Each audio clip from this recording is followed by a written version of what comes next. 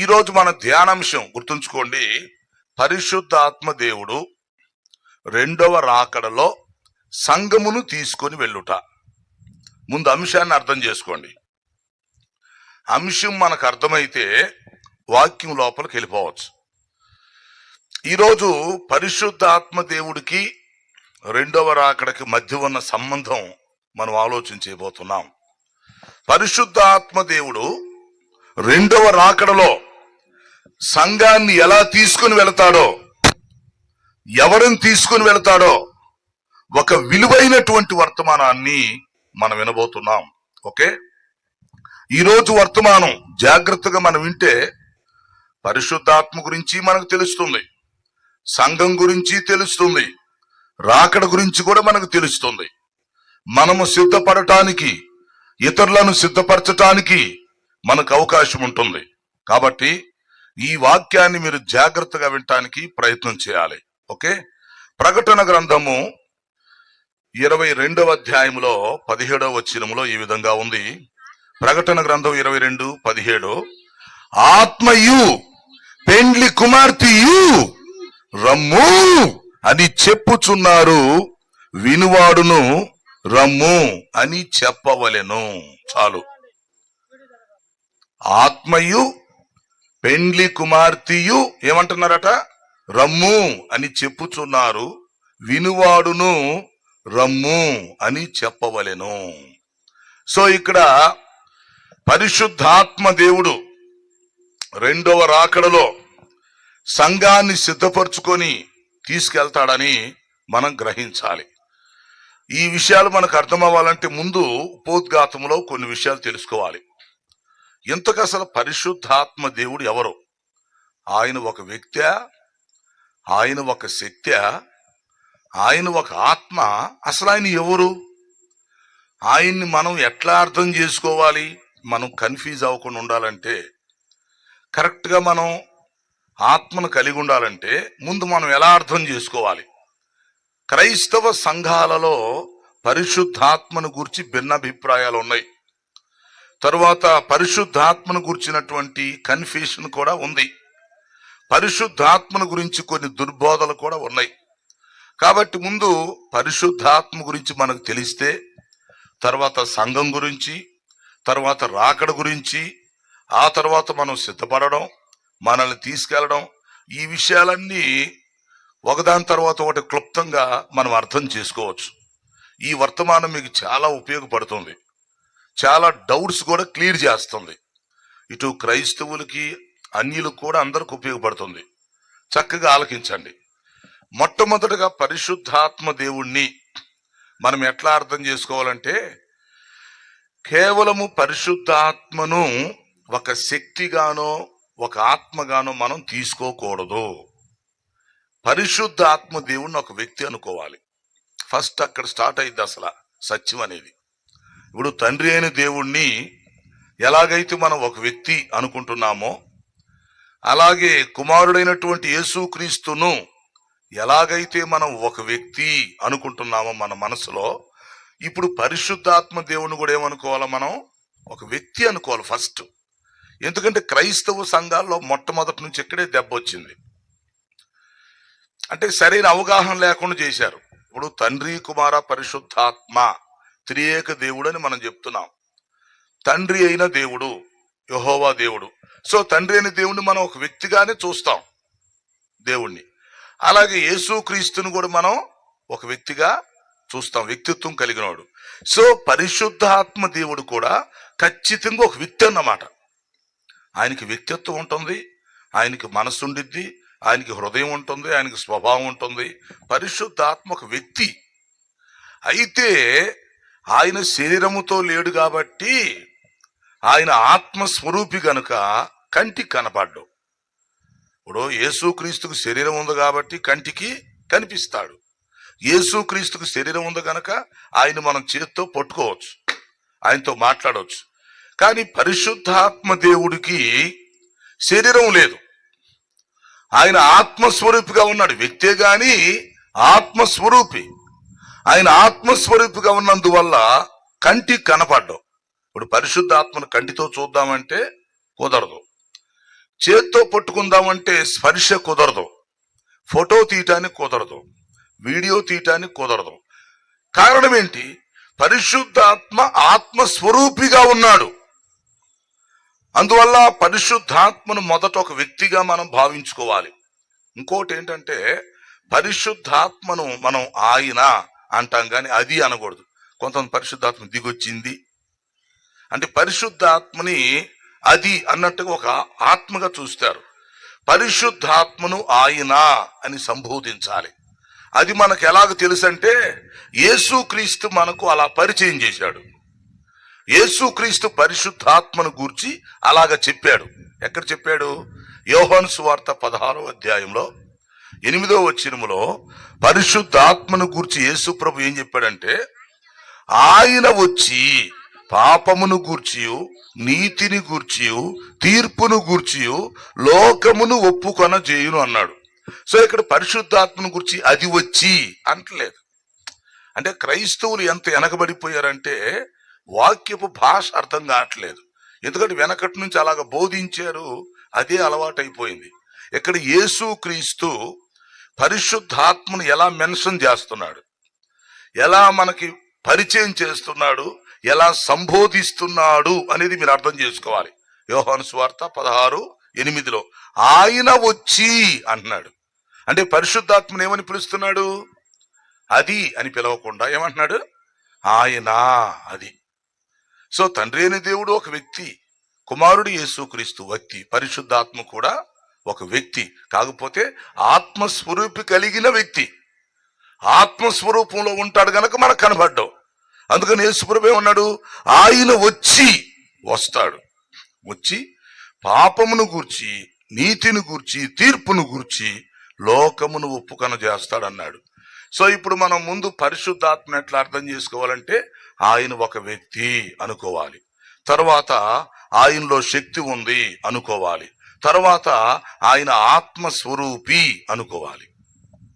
Simple గా చెప్పాలంటే అర్థమవటానికి పరిశుద్ధాత్మను ఎలా నిర్వచించాలి? What is the definition of Holy Spirit? పరిశుద్ధాత్మను ఎలా నిర్వచించాలంటే ఆత్మస్వరూపి అయిన శక్తి కలిగిన వ్యక్తి. ఇది పరిశుద్ధాత్మ యొక్క నిర్వచనం అంటారు దీన్ని. పరిశుద్ధాత్మను అర్థం చేసుకునే పద్ధతి తీరు ఏంటంట? ఆత్మస్వరూపి అయిన శక్తి కలిగిన వ్యక్తి. అంటే ఇప్పుడు పరిశుద్ధాత్మలో 3 లక్షణాలు కలిసి ఉంటాయి. వ్యక్తిగా, ఆ వ్యక్తిలో శక్తి, ఆయనలో ఆత్మ. ఆత్మస్వరూపంగా ఉంటాడు, శక్తి కలిగిన వ్యక్తిగా ఉంటాడు, మనలో నివసిస్తాడు. కాబట్టి ఇప్పుడు పరిశుద్ధాత్మ గురించి మనం ఖచ్చితంగా తెలుసుకొని ఉండాలి. కారణం ఏంటంటే అంచె దినాలలో పరిశుద్ధాత్మ పాత్ర ఉంది. తండ్రి అయిన దేవుని పాత్ర అయిపోయింది పాత నిబంధనలో. క్రొత్త నిబంధనలో యేసుక్రీస్తు పాత్ర అయిపోయింది. ఇప్పుడు ప్రస్తుతానికి పరిశుద్ధాత్మ పాత్రలో మనం ఉన్నాం. అది కనుక దీన్ని అంత్య దినాలని, లేక పరిశుద్ధాత్మ కాలమని, సంఘకాలమని, కృపాకాలమని రకరకాల పేర్లతో పిలుస్తారు. కాబట్టి ఇది పరిశుద్ధాత్మ కాలం. పరిశుద్ధాత్మను గురించి అందరూ అర్థం చేసుకోవలసిన టైం ఇది. ఎందుకంటే ఇప్పుడు ప్రపంచం మొత్తానికి నాయకుడు ఎవరంటే పరిశుద్ధాత్మ దేవుడు. దేవునికి ప్రజలకి మధ్యవర్తిగా వ్యవహరిస్తాడు పరిశుద్ధాత్మ. ఇంకా చెప్పాలంటే పెండ్లి కుమార్తెని తీసుకెళ్తానికి పెండ్లి పెద్దగా వ్యవహరిస్తాడు పరిశుద్ధాత్మ. ప్రధాన సమయంలో ఏం జరుగుద్దో మనకు తెలుసు. ప్రధానం తెచ్చేటప్పుడు ఆ పెళ్లిళ్ళ సమయాల్లో పెళ్లి పెద్ద వస్తారు. సో పెండ్లి పెద్ద వచ్చినప్పుడు ప్రధానం తీసుకొచ్చిన తర్వాత ఆ పెండ్లి పెద్దతో పాటు పెళ్లి కూతుర్ని పంపిస్తారు. పెళ్లి కూతుర్ని సొంతగా పంపరు, ఒక్కదాన్ని పంపరు. లేక పెండ్లి కుమార్తెని తల్లిదండ్రులతో పంపరు, పెండ్లి కుమార్తెని ఫ్రెండ్స్ తో పంపరు, బంధువులతో పంపరు. పెండ్లి కుమార్తెని పెండ్లి పెద్దతో పంపిస్తారు. మనం పరిశుద్ధ వివాహంలో చూస్తుంటాం. ఆ పద్ధతి అర్థం చేసుకోవాలి. ప్రధానం జరిగినప్పుడు, వివాహం జరిగేటప్పుడు ఈ పెండ్లి కుమార్తెని పెండ్లి పెద్ద అక్కడి నుంచి వస్తాడు, పెళ్లి దగ్గర నుంచి వస్తాడు. ఆ పెండ్లి పెద్దతో పాటు పెండ్లి కుమార్తెని పంపిస్తాం ముందు. తర్వాత ఈ తల్లిదండ్రులు, ఫ్రెండ్స్, బంధువులు, అవునా, రక్త సంబంధికులు, చుట్టాలందరూ తర్వాత వెళ్తారు. కాబట్టి ఇప్పుడు పెండ్లి కుమార్తె ఎవరితో వెళ్ళాలి? పెండ్లి పెద్దతో వెళ్ళాలి. పెండ్లి దగ్గర నుంచి, పెండ్లి కుమారుడు దగ్గర నుంచి పెండ్లి పెద్ద వస్తాడు మధ్యవర్తిగా. వచ్చి ఇక్కడ ప్రతానం తీసుకొచ్చి ఇదిగయ్యా పెండ్లి కుమార్తెని ఇక్కడ సిద్ధం చేసి సార్ ఇదిగో పెండ్లి కుమార్తెని పంపించండి, తీసుకెళ్లిపోతాం, అడ్రస్ నాకు తెలుసు, పెండ్లి కుమార్ దగ్గర తీసుకెళ్తాం, ఇన్ని గంటలకు తీసుకెళ్ళాలి, కాబట్టి మీరు మాతో వస్తానంటే రండి, లేదు వెనక వస్తారంటే రండి, మాతో వస్తారా వెనక వస్తారా, ముందు పెండ్లి కుమార్తెని పంపించండి అంటారు. అప్పుడు పెండ్లి పెద్దతో పెండ్లి కుమార్తెని పంపించడం జరుగుతుంది. అంతేనంటారా? సో ఈ పెండ్లి పెద్ద ఏం చేస్తాడు, పెండ్లి కుమార్తెని వెంట పెట్టుకొని తీసుకెళ్లిపోతాడు. అక్కడ విడిదికి వెళ్తారు, అక్కడి నుంచి వివాహ వేదికకి వెళ్తారు. సో ఆ విధంగా పెండ్లి పెద్ద పాత్ర ఎంతవరకు అంటే పెండ్లి కుమార్తెని తీసుకొని వెళ్లి పెండ్లి పీట మీద కూర్చోబెట్టడం, లేక పెండ్లి వేదిక మీదకి ఎక్కించటం పెండ్లి కుమారుని యొక్క పాత్ర. సో ఇప్పుడు ఈ అంచె దినాల్లో ఈ క్రైస్తవ సార్వత్రిక సంఘానికి, ఈ వధువు సంఘానికి నాయకుడు ఎవరు, ఈ సంఘానికి మధ్యవర్తి ఎవరు, ఈ సంఘానికి పెండ్లి పెద్ద ఎవరు? ఈ సంఘం అనేటువంటి పవిత్రురాలైన కన్యకను, ఈ సంఘమైనటువంటి పెండ్లి కుమార్తెని వెంట పెట్టుకొని తీసుకొని వెళ్లి మధ్యాకాశానికి వెళ్లి పెండ్లి కుమారుని చేతుల్లో పెట్టే సత్తా కలిగిన పెండ్లి పెద్ద ఎవరంటే పరిశుద్ధాత్మ దేవుడు. దేవునికి స్తోత్రం. అది తెలుసుకుంటే ముందు క్రైస్తవులు మొత్తం బాగుపడతారు. అలాంటి ప్రసంగాలు లేకపోతే ఎప్పటికీ బాగుపడదు క్రైస్తవ సంఘం. క్రైస్తవులకి కరెక్ట్ గా వాక్యం తెలియాలి, దాన్ని అర్థం చేసుకోవాలి. మన ఇష్టం వచ్చినట్టుగా చెప్తే కుదరదు. కాబట్టి పరిశుద్ధ వివాహం అన్నప్పుడు ఒకసారి దాన్ని గమనించుకోవాలి. ఒరే, పెళ్లి కుమారుడు ఒక చోట ఉంటాడు, పెళ్లి కుమార్తె ఒక చోట ఉంటుంది. అయితే పెళ్లి కుమారుని దగ్గర నుంచి ఒకరు వస్తున్నారు, పెండ్లి పెద్ద వచ్చి పెండ్లి కుమార్తెని వెంట పెట్టుకుని తీసుకెళ్తున్నారు. ఎందుకంటే ఈ పెండ్లి పెద్దకి అడ్రస్ తెలుసు, ఈ పెండ్లి పెద్ద అక్కడి నుంచే వచ్చాడు. ఈ పెండ్లి పెద్ద వెంట వస్తేనే పెండ్లి కుమారుడు కూడా ఒప్పుకుంటాడు. ఇప్పుడు వేరే వాళ్ళని వెంట పెట్టుకొని పెళ్లి కూతురుని తీసుకెళ్ళామనుకోండి, అక్కడ పెళ్లిళ్ళు ఎవరు ఒప్పుకోరు. మీరు అర్థం చేసుకోవాలి. ఒకవేళ పెళ్లి కుమార్తెని మనం సొంతగా పంపిస్తే, ఆమె సొంతగా వస్తే ఎవరు ఒప్పుకోరు. లేదు, తల్లిదండ్రులు మేము తీసుకొస్తామండి, మేము ఫ్రెండ్స్ మేము తీసుకొస్తున్నామండి పెళ్లి కుమార్తెని అంటే అక్కడ పెళ్లి కొడుకు ఒప్పుకోడు, అక్కడ పెళ్లి వాళ్ళు ఎవరు కూడా అంగీకరించరు. అంటే ఈ పెండ్లి కుమార్తెని తీసుకుని వెళ్లే పద్ధతి అది పెండ్లి పెద్దకే సెట్ అవుతుంది. ఆ పెండ్లి పెద్దని ఎవరు పంపిస్తారు? పెండ్లి కుమారుని తరఫులే పంపిస్తారు. అయ్యా మీరు వెళ్ళి ఆ పలాను ఊర్లో పలాను స్థలములో పెండ్లి కుమార్తె ఉన్నది, పలాను డేట్ పెట్టుకున్నాము, వాళ్ళతో ఆల్రెడీ మేము మాట్లాడుకోవడం జరిగింది, కాబట్టి మీరు వెళ్ళి ఆ పెండ్లి కుమార్తెతో మాట్లాడేసి ఆమెను సిద్ధం చేసి ఆమెను వెంట పెట్టుకొని పలాను టయానికి పలాను ప్లేస్ కి ఇక్కడికి తీసుకురండి అని ఈ పెండ్లి కుమారుడు లేక పెండ్లి కుమార్తె తరఫు వాళ్ళు పెండ్లి పెద్దను పంపిస్తారు. ఇది తెలుసుకోవాలి ఫస్ట్, నీకు బైబిల్ అర్థం అవ్వాలంటే. కాబట్టి ఇప్పుడు పెండ్లి పెద్ద సొంతగా రాడు, పెళ్లి కూతురు కూడా సొంతగా వెళ్ళదు. ఇదంతా ఒక పద్ధతిలో ఒక ప్రాసెస్ లో జరిగింది. కాబట్టి ఇప్పుడు పెండ్లి పెద్ద చక్కగా ఆ పెండ్లి కుమారుడు ద్వారా వస్తాడు. వచ్చి అయ్యా మేము వచ్చామండి, ప్రతానం తీసుకొచ్చాం సార్, ఆ పలానా డేట్ కి తీసుకెళ్తాం అంటే అప్పుడు వీళ్ళందరూ సిద్ధపరిచి ఆ కన్యకని పెండ్లి పెద్దతో పంపిస్తారు. కావాలంటే తోడు వెళ్తారనుకోండి కొంతమంది, అందరూ ముందో వెనక వెళతారు. సో ఎప్పుడైతే పెండ్లి కుమారుడు దగ్గరికి పెండ్లి పెద్ద వస్తూ ఆ పెండ్లి కుమార్తెని తీసుకొచ్చినప్పుడు అది హ్యాపీ.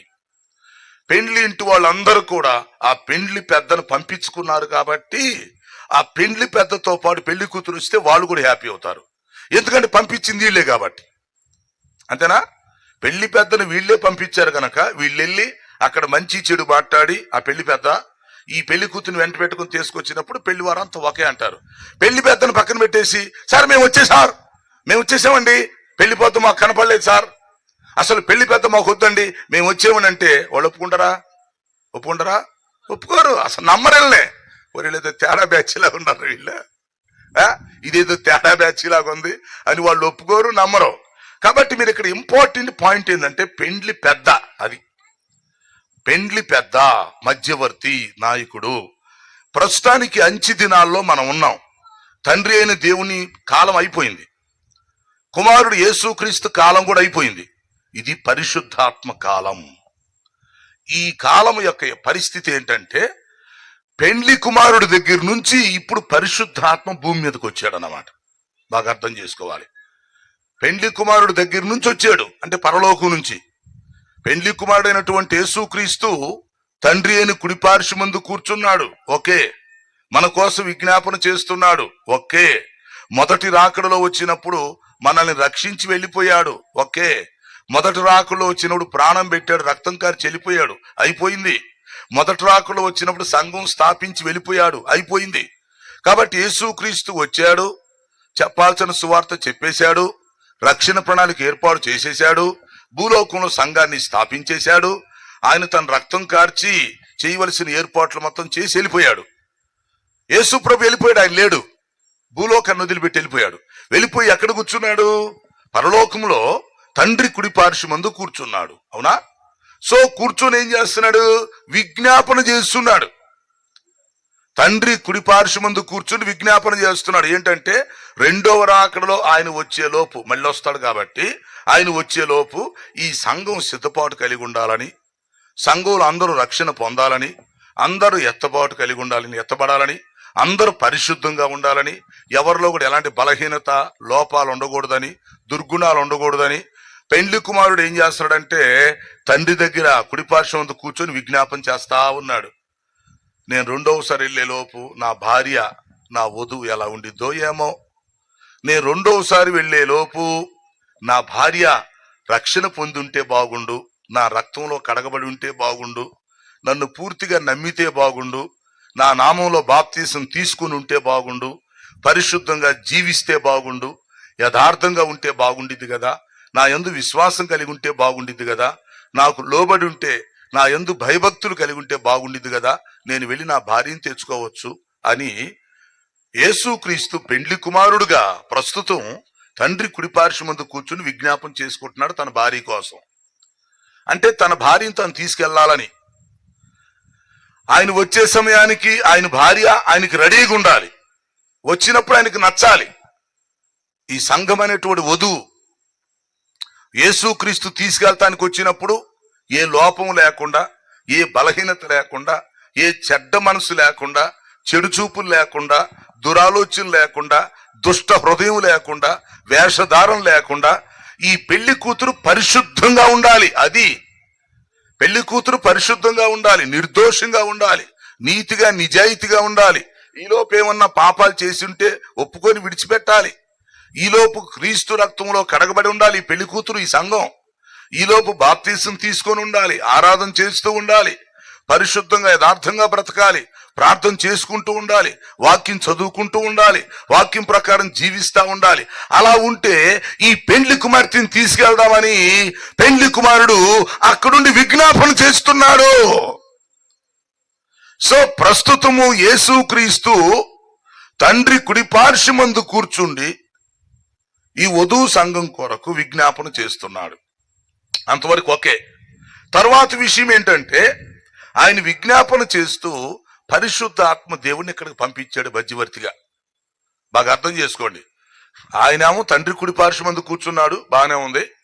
ఆయనేమో అక్కడుండి విజ్ఞాపన చేస్తున్నాడు, బాగానే ఉంది.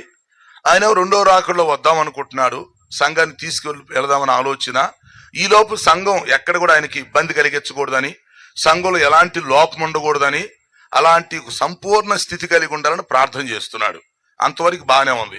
అయితే ఇప్పుడు పెండ్లి కుమారుడు ఏం చేశాడంటే ఈ తండ్రి కుమారులు ఇద్దరు కలిసి పరిశుద్ధాత్మను పంపించారు భూమి మీదకి. అర్థం చేసుకోండి. తండ్రి కుమారులు ఇద్దరు కలిసి పరిశుద్ధాత్మను భూలోకానికి పంపించారు. కుమారుడు అడిగాడు, తండ్రి పరిశుద్ధాత్మను పంపించవచ్చు కదా, పంపిస్తే అక్కడికి వెళ్ళి మరి పెండ్లి కుమార్తెను తీసుకొస్తుంది కదా, పరిశుద్ధాత్మను సిద్ధపరచుకొని పరిశుద్ధాత్మ వెళ్ళి సంఘాన్ని సిద్ధపరచుకొని తీసుకొస్తాడు కదా, కనుక పరిశుద్ధాత్మను పంపించవచ్చు కదా అని తండ్రిని కుమారుడు వేడుకున్నప్పుడు పరిశుద్ధాత్మను ఇక్కడికి పంపటం జరిగింది. దేవునికి స్తోత్రం. యేసుక్రీస్తు భూలోకంలో ఉన్నప్పుడు ఆ మాట చెప్పాడు. ఆయన సిలువలో చనిపోక ముందే ఏం చెప్పాడంటే, నేను తండ్రి దగ్గరికి వెళుతున్నాను, వెళ్ళిన తర్వాత మీకోసం అక్కడ విజ్ఞాపన చేస్తా ఉంటాను, తర్వాత రెండవ రాకడలో వస్తాను, వచ్చి మిమ్మల్ని తీసుకెళ్తాను. అయితే ఈ లోపు ఏం చేస్తానంటే నేను తండ్రిని వేడుకుంటాను ఎల్లప్పుడూ మీ దగ్గర ఉండటానికి. నేను తండ్రిని వేడుకుంటాను ఎల్లప్పుడూ మీ దగ్గర ఉండి నేను రెండవ రాకడలో వచ్చినప్పుడు నా దగ్గరికి మిమ్మల్ని తీసుకురావటానికి, మిమ్మల్ని సిద్ధం చేయటానికి నేను తండ్రిని వేడుకుంటాను. తండ్రి నా మాట వింటాడు, పరిశుద్ధాత్మ వస్తాడు, ఆ పరిశుద్ధాత్మ వచ్చి మిమ్మల్ని సిద్ధపరుస్తాడని యోహాను సువార్తలో 14:16 చెప్పడం జరిగింది. యోహాను సువార్త 14:16 యేసుక్రీస్తు చెప్పాడు, నేను తండ్రిని వేడుకుంటాను, ఎల్లప్పుడూ మీ వద్ద ఉండటానికి పరిశుద్ధాత్మను పంపిస్తామని. చెప్పినట్టే మరి తండ్రి కుమారులు ఇద్దరు కలిసి మాట్లాడుకున్నారు, ఇద్దరు ఏకీభవించారు, పరిశుద్ధాత్మను భూలోకానికి పంపించారు. దేవునికి స్తోత్రం. ఇది మనం అర్థం చేసుకోవాలి ముందు. అంటే యేసుక్రీస్తు పరలోకానికి ఆరోహణమే వెళ్ళిపోయాడు, ఓకే. తండ్రి కుడి పార్శ్వమందు కూర్చున్నాడు, రైటు. వీళ్ళిద్దరు కలిసి మాట్లాడుకున్నారు తండ్రి కుమారులు, పరిశుద్ధాత్మను ఇక్కడ పంపించేశారు. ఆ పరిశుద్ధాత్మ దేవుడు పెంతెకోస్తు పండుగ రోజు భూమి మీదకి వచ్చేసాడు, యెరూషలేములో మేడగదిలోకి వచ్చేసాడు. వచ్చేం చేశాడంటే ఇక్కడ సంఘాన్ని స్థాపించాడు. అది అంటే పెండ్లి కుమార్తెని ఇక్కడ మొదలు పెట్టాడు ఏర్పాట్లు. పరిశుద్ధాత్మ వచ్చిన తర్వాత ఇక్కడ సంఘం స్థాపించబడింది. కాబట్టి ఇప్పుడు పరిశుద్ధాత్మ డ్యూటీ ఏంటంటే, చాలా మంది ఈ విషయాన్ని పట్టించుకోవట్లేదు ఈ అంచు దినాల్లో. ఇప్పుడు పరిశుద్ధాత్ముడు వచ్చాడు, బాగానే ఉంది, సంఘాన్ని స్థాపించాడు, ఓకే. పరిశుద్ధాత్మ చేసే కార్యాలు బైబిల్లో చాలా ఉన్నాయి. పరిశుద్ధాత్మ చేసే కార్యాలు చెప్పాలంటే 3 రోజులు సభలు పెట్టి రోజుకి కొన్ని కార్యాలు చెప్పినా కూడా తరగవు, అంత పెద్ద లిస్ట్ ఉంది నా దగ్గర. బైబిల్లో పరిశుద్ధాత్మ దేవుడు చేసే కార్యాలు చాలా ఉన్నాయి. అందులో ఒక ముఖ్యమైన కార్యం ఏంటంటే సంఘాన్ని సిద్ధపరిచి తీసుకెళ్ళటం. అది ఎవరు చెప్పరు. పరిశుద్ధాత్మ అనగానే మనకి ఏం గుర్తొస్తాయి అంటే కృపావరాలు, ఆత్మవరాలు, భాషలు, స్వస్థతలు, ఇవి గుర్తొస్తాయి. కానీ వాటికంటే సీరియస్ డ్యూటీ పరిశుద్ధాత్మ చేస్తున్నాడు. ఈ భాషల కంటే, ఈ స్వస్థతల కంటే, ఈ కృపావరాల కంటే పరిశుద్ధాత్ముడు చేస్తున్నటువంటి సీరియస్ డ్యూటీ ఏంటంటే భూమి మీద పెళ్లి కూతురు రెడీ చేస్తున్నాడు తీసుకెళ్తానికి. అది చెప్పకుండా ఇప్పుడు మనోళ్ళంతా పిచ్చబోధలు చెప్తుంటే చాలా ఆశ్చర్యం వేసింది అన్నమాట. అంటే సగం బైబిల్ తెలిసిన వ్యవహారం అన్నమాట. పరిశుద్ధాత్ముడు వస్తాడు, కృపావరాలు ఇస్తాడు, నిజమే, ఆత్మవరాలు ఇస్తాడు, ఆత్మఫలాలు ఇస్తారు, భాషలతో మాట్లాడతాం, ప్రవచనాలు చెప్తాం, లేక స్వస్థతలు జరుగుతాయి, అద్భుతాలు జరుగుతాయి, అవన్నీ ఒకే. సరే, ఇప్పుడు అవి లేవని మనం కొట్టేయటం కాదు. కానీ అసలు విషయం ఏంటంటే పరిశుద్ధాత్ముడు ముఖ్యంగా భూలోకానికి వచ్చింది ఎందుకు? ఇక్కడ పెండ్లి కుమార్తెను రెడీ చేసి తీసుకెళ్తానికి. అది ఈ విషయం వదిలేసి మనం ఎంత చెప్పినా గాని నష్టం కలిగిద్ది. తండ్రి కుమారులు ఇద్దరు మాట్లాడుకొని భూలోకానికి పరిశుద్ధాత్మను పంపించింది దేనికంటే ఆయన ఒక నాయకుడుగా ఉండి, మధ్యవర్తిగా ఉండి, పెండ్లి పెద్దగా ఉండి సంఘమనే పెండ్లి కుమార్తెను ఇక్కడి నుంచి తీసుకెళ్తానికే వచ్చాడు. అందుకే తండ్రి కుమారులు పంపించారు పరిశుద్ధాత్మను ఇక్కడికి. సో ప్రస్తుతం పరిశుద్ధాత్ముడు వచ్చి భూలోకంలో ఉన్నాడు, ప్రపంచం అంతా తిరుగుతున్నాడు. ప్రపంచంలో ప్రతి దేశములో పరిశుద్ధాత్మ యొక్క నమూనా ఉంటుంది. ఆయన సర్వాంతర్యామిగా అన్ని చోట్ల ఏకకాలంలో ఉంటాడు.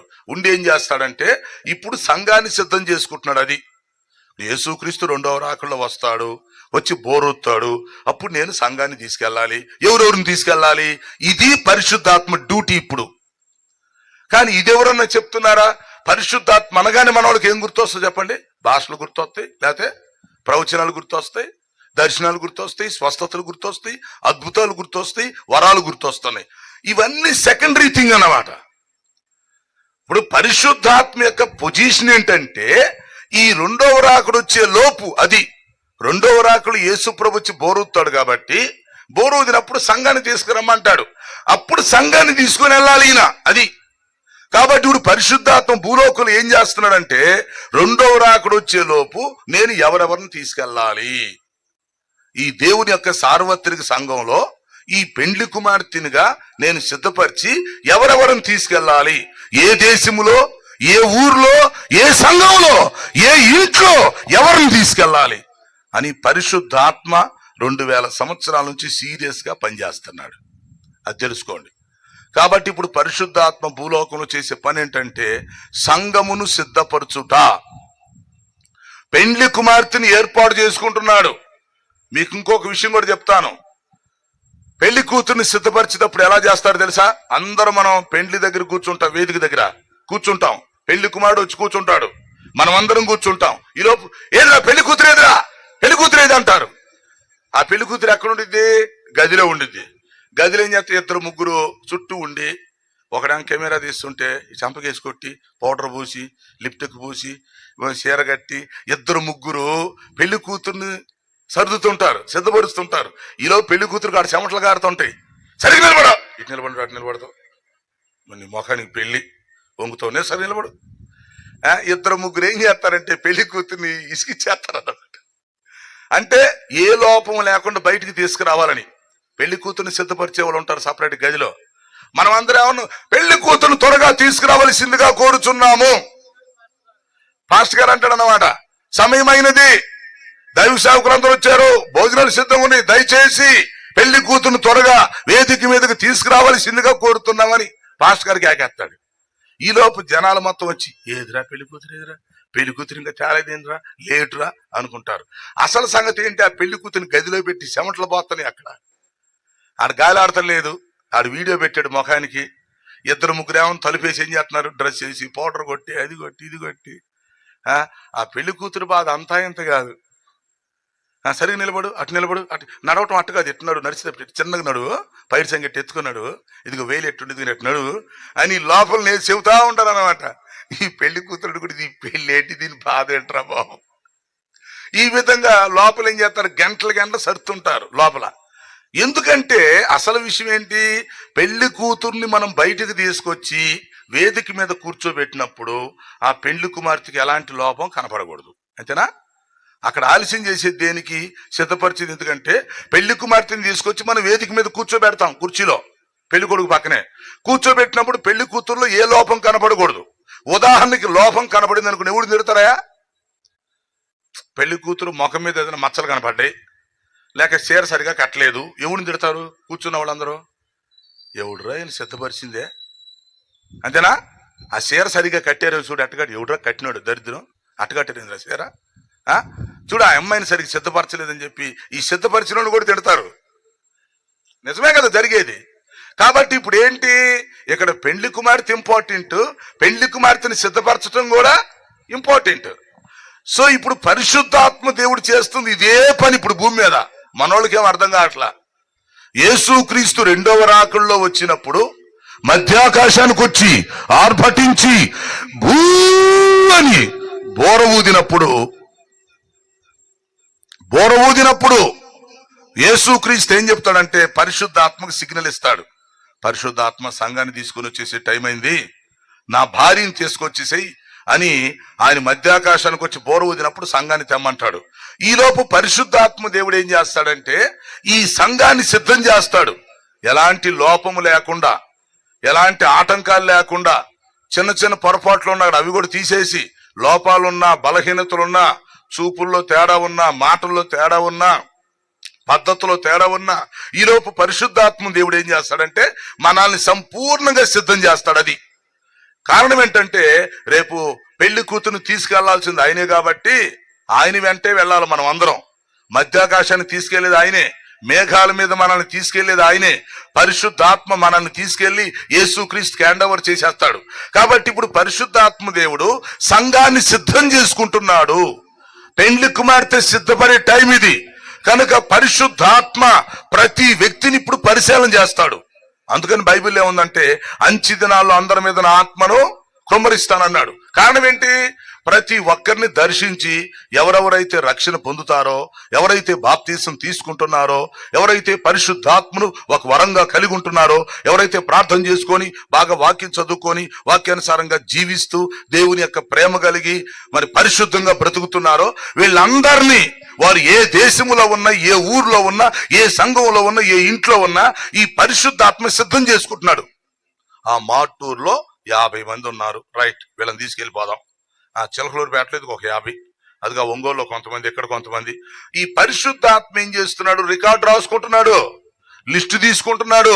అంటే ప్రతి ఒక్కరిని ఎవరెవరిని తీసుకెళ్లాలో, ఎవరెవరి దగ్గర నిజమైన రక్షణ ఉందో, ఎవరెవరి దగ్గర పాప క్షమాపణ ఉన్నదో, ఎవరు పరిశుద్ధంగా జీవిస్తున్నారో, ఎవరు హృదయం శుద్ధిగా ఉన్నదో, లేక ఎవరైతే వారి పాపాలు ఒప్పుకొని విడిచిపెట్టారో, ఎవరైతే కరెక్ట్ బాప్తీసం తీసుకున్నారో, ఎవరైతే ప్రతి ఆదివారం చర్చికి వచ్చి ఆయన ఆరాధిస్తున్నారో, ఎవరైతే దైవ సేవకుడికి చెప్పినట్టు లోబడుతున్నారో, ఎవరైతే కృపావరాలు ఉపయోగించుకుంటున్నారో, ఎవరైతే ఆత్మ ఫలం ఫలిస్తున్నారో, పరిశుద్ధాత్మ దేవుడు ప్రతి ఒక్కటి పరిశీలిస్తున్నాడు రేపు పెళ్లి కూతురుని తీసుకెళ్తానికి. మనోళ్ళకేం ఈ బాధ ఎవడు చెప్పట్లా. చాలా మంది పరిశుద్ధాత్మ పొందుకోండి అనే బాధ ఒకటి, లేకపోతే భాషలతో మాట్లాడమనే బాధ, లేక వరాలు అద్భుతాలు ఈ చూపిస్తున్నారు. కానీ అరే పరిశుద్ధాత్మ ఇప్పుడు పెళ్లి కూతుర్ని రెడీ చేసుకుంటున్నాడు. పెళ్లి కూతురు గదిలో ఉంది, పెళ్లి కూతురు రెడీ చేయబడుతుంది, పెళ్లి వేదిక మీదకి వెళ్ళిద్ది త్వరలో. కాబట్టి ఇప్పుడు మనం ఏం చేయాలంటే అంచె దినాల్లో ఇంకా ఎవరైతే రక్షణ పొందలేదో వాళ్ళు అర్జెంటుగా రక్షణ పొందాలి, పాప క్షమాపణ పొందాలి. తెలుసో తెలియక నువ్వు కొన్ని తప్పులు చేసి ఉంటావు, ఆ తప్పులన్నీ దేవుడి దగ్గర నువ్వు ఒప్పుకోవాలి ముందు అర్జెంటుగా. ఆయన రక్తంలో నువ్వు కడుక్కోవాలి, తర్వాత వెంటనే నువ్వు బాప్తీసం తీసుకోవాలి. ముందు ప్రతి ఆదివారం నువ్వు ఆరాధనకు వచ్చే వ్యక్తిగా ఉండాలి, నువ్వు ఆయన ఆరాధన చేసే వ్యక్తిగా ఉండాలి, ప్రార్థన చేసే వ్యక్తిగా ఉండాలి, ఖచ్చితంగా బైబిల్ చదవాలి, వాక్యం ప్రకారం జీవించాలి, ఆత్మను పొందుకోవాలి. సో ఈ విధంగా రాకడొచ్చే లోపు మనం చేయాల్సిన పని ఏంటంటే ప్రతి ఒక్కరు రక్షణ పొందుకొని బాప్తీసం తీసుకొని పరిశుద్ధంగా బ్రతకాలి. ఈ లోపు పరిశుద్ధాత్మ ఏం చేస్తాడు, ఎవరెవరిని తీసుకెళ్లాలో ఆయనకు ప్లాన్ ఉండిద్ది. పలానా వ్యక్తి ఇంకా బాప్తీసం పొందలేదు, ఇతని సంగతి తర్వాత చూద్దాం. పలానా వ్యక్తి ఇంకా చర్చికి సరిగా రావట్లేదు, ఇతని సంగతి తర్వాత చూద్దాం. పలానా వ్యక్తి దురలవాట్లు ఇంకా వదలలేదు, చెడు స్నేహాలు ఇంకా మానలేదు, లేక పలానా వ్యక్తి యొక్క హృదయం మంచిగా లేదు, తర్వాత చూద్దాం అని పరిశుద్ధాత్మ ఏం చేస్తాడంటే ఎవరెవరైతే ఆయనకి నచ్చుతారో వారందరిని ఆయన సెట్ చేసుకుంటున్నాడు ఆల్రెడీ. పరిశుద్ధాత్మ సంఘమును సిద్ధపరిచే రోజులివి. కాబట్టి ఆయన సిద్ధపరిచిన సంఘంలో నువ్వు ఉండావా లేవా అది చూసుకోవాలి. ఆ పరిశుద్ధాత్మ ముద్ర నీకుందా లేదా, ఆ పరిశుద్ధాత్ముడు తయారు చేసిన లిస్ట్ లో నీ పేరుందా లేదా అది చూసుకోకుండా గుడ్డిగా నేను క్రైస్తవుడిని, మా నాన్న క్రైస్తవుడు, మా తాత క్రైస్తవుడు, మాకు బైబిల్ తెలుసు, మేము చర్చికి వెళ్తున్నామంటే ఇది కుదరదు. పరిశుద్ధాత్మ యొక్క లిస్ట్ లో మన పేరుండాలి, జీవ గ్రంథంలో మన పేరుండాలి. దేవుని ఆత్మ మనల్ని చూసినప్పుడు ఆయనకి నచ్చాలి. ఎందుకంటే మనం మనుషుల్ని మోసం చేయొచ్చు కానీ దేవుణ్ణి మోసం చేయలేం. మనుషులకు మనం ఏదైనా కాంప్రమైజ్ అవ్వచ్చు, మనుషులు కన్విన్స్ చేయొచ్చు కానీ దేవుని మనం చేయలేం. కాబట్టి ఇప్పుడు పరిశుద్ధాత్మ ఏం చేస్తున్నాడు, ఈ 250 దేశాల్లో 800 కోట్ల మంది ప్రజలు కూడా చెక్ చేస్తున్నాడు. ప్రతి ఒక్కరిని చెక్ చేస్తాడు, ఎవరిని వదలడో.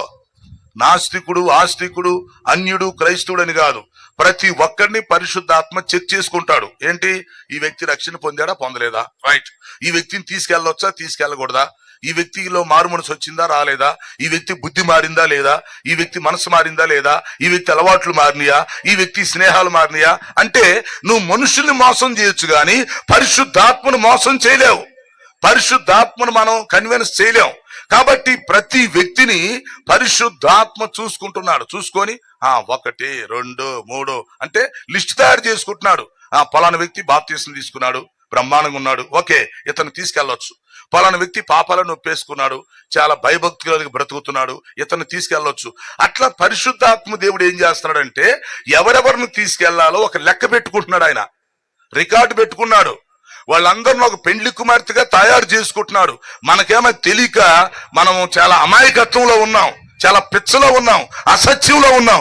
ఈ రోజు ప్రతి ఒక్కరు తెలుసుకోండి, రెండవ రాకడ వచ్చే లోపు పరిశుద్ధాత్మ దేవుడు ప్రతి వ్యక్తిని చెక్ చేస్తున్నాడు. గనక ఆ పరిశుద్ధాత్మ నిన్ను చూసినప్పుడు ఆయన లెక్కలో నువ్వు ఉన్నావా, ఆయన లిస్ట్ లో నువ్వు ఉన్నావా, ఆ గ్రంథంలో పేరు రాసినప్పుడు జీవ గ్రంథంలో నీ పేరుందా, ఆయన ముద్ర వేసినప్పుడు ఆ ముద్ర నీకుందా, ఆయనకు నువ్వు ఇష్టంగా జీవిస్తున్నావా, నిన్ను చూసినప్పుడు పరిశుద్ధాత్మ ఇష్టపడుతున్నాడా, ఈ వ్యక్తిని పరలోకం తీసుకెళ్లొచ్చు, పర్వాలేదు, వెరీ గుడ్, ఈ స్త్రీని తీసుకెళ్లొచ్చు, ఈ యవనస్తుని తీసుకెళ్లొచ్చు, ఈ వ్యక్తిలో చాలా మార్పు వచ్చింది అని పరిశుద్ధాత్మ నిన్ను గురించి తృప్తి పడాలి, అది నిన్ను మెచ్చుకోవాలి, నువ్వు నచ్చాలి, నిన్ను చూసి సంతోషించాలి. అలాగ ఎవరెవరైతే పరిశుద్ధాత్మకు నచ్చుతారో వాళ్ళు మొత్తాన్ని కలిపి పెళ్లి కూతురు అంటారు. అంటే పెళ్లి కూతురుని సిద్ధం చేస్తారన్నమాట.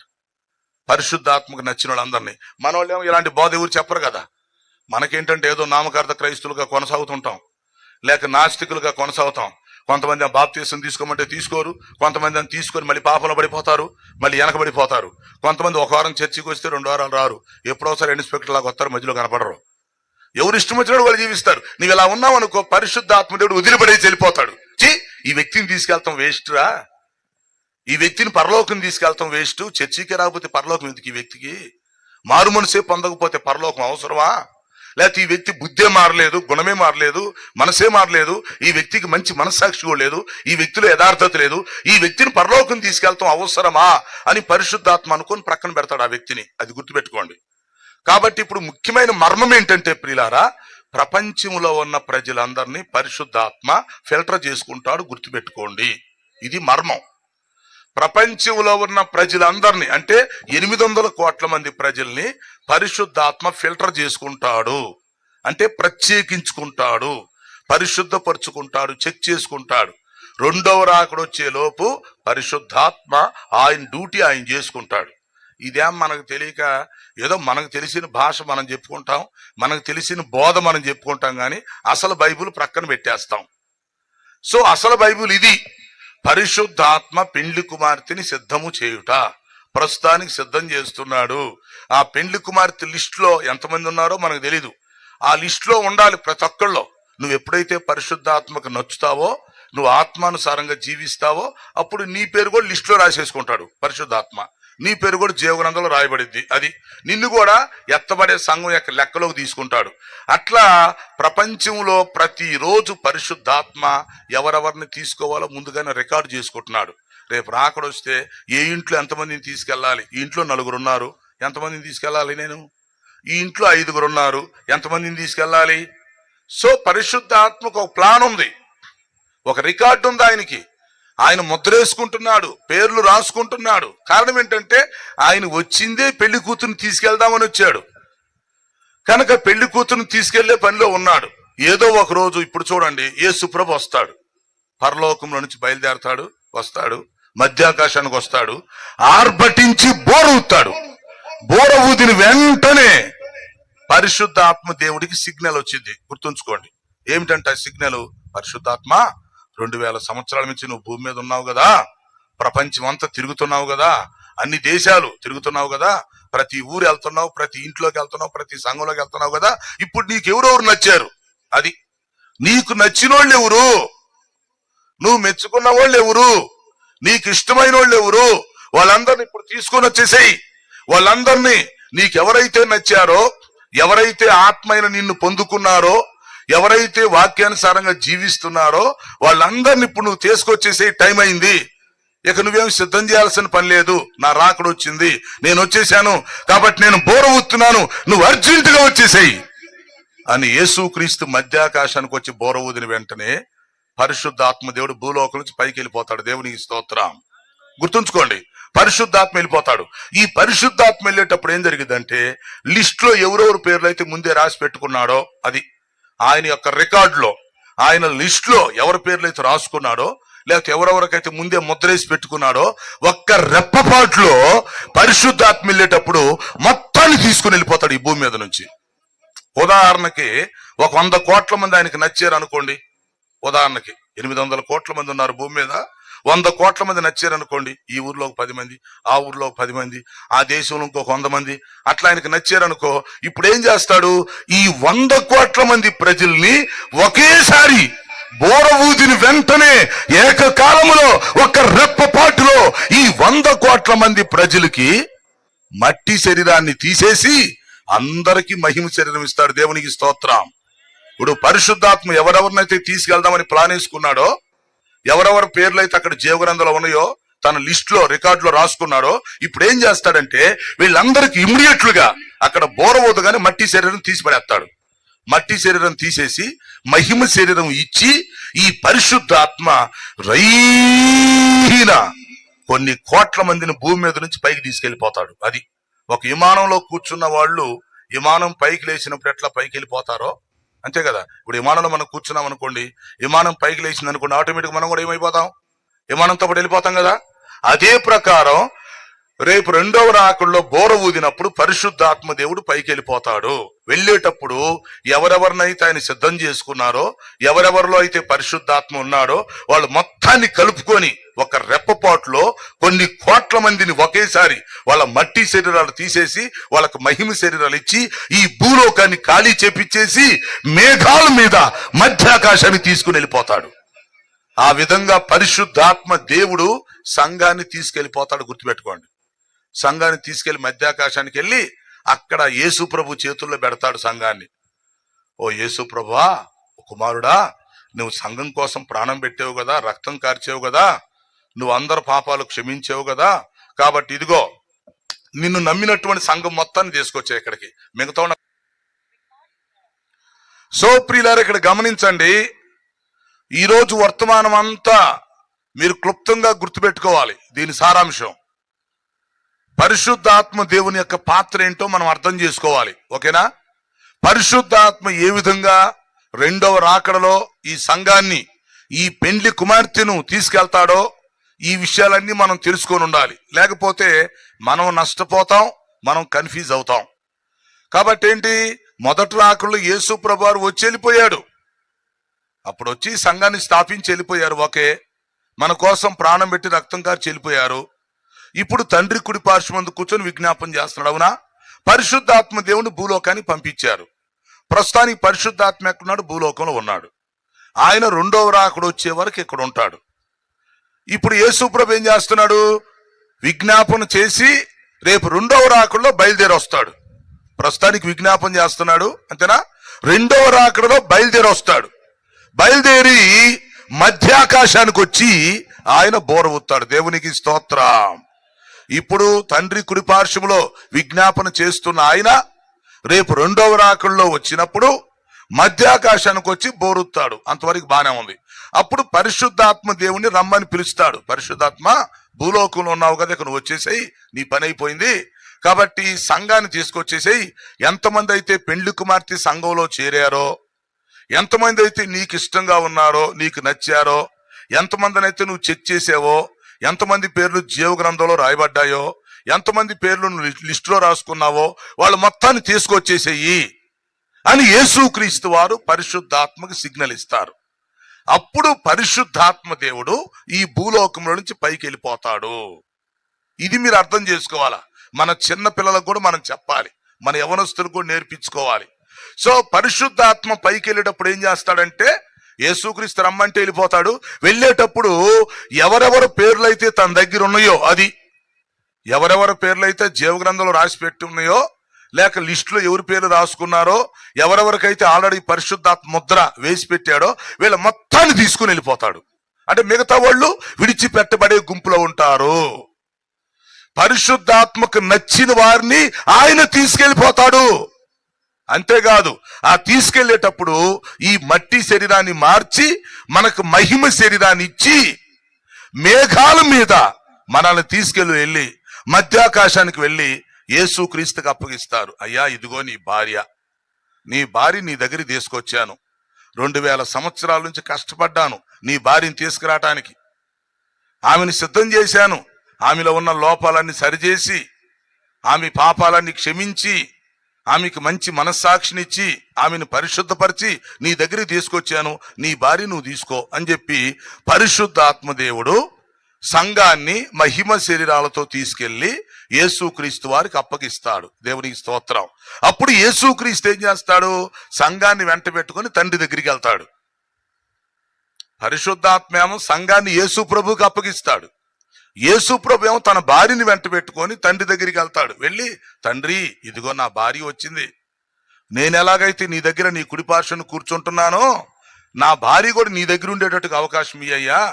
నేను నీ కుమారుని కదా, నేను నీ దగ్గర ఉంటున్నాను కదా, కాబట్టి ఇదిగో నా భార్య నా రక్తముతో కడగబడింది. ఈమె పాపాలు మొత్తం ఒప్పేసుకుంది, విడిచిపెట్టింది, ఎంతో పరిశుద్ధంగా బ్రతుకుతుంది భూమి మీద.